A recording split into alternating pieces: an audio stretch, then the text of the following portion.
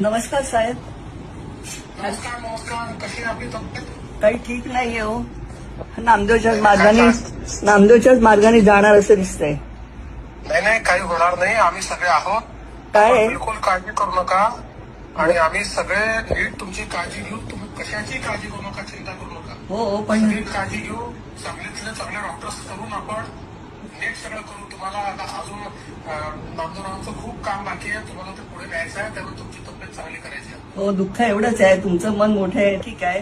पण ज्यांनी नामदेव ढसाळसारखा झंझावात जन्माला घातला त्याच्या नावावर इतके लोक दुकानं थाटून बसलेत आणि त्याचे फायदे घेतात. पण नामदेव ढसाळांचं कुटुंब कसं राहतं, ते जगतायत का मरतायत याचं कोणालाही देणं पडलेलं नाही. याची खंत वाटते.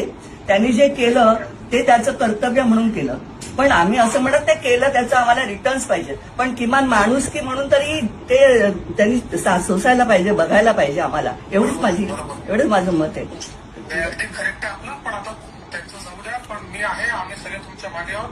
मी स्वतः पर्सनली लक्ष घालतोय.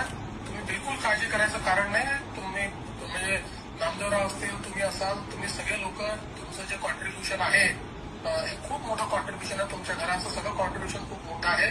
त्यामुळे कोण काय करताय विसरून जा. आम्ही तुमच्या सोबत आहोत आणि नीट सगळं करू. काय काळजी. धन्यवाद साहेब. धन्यवाद.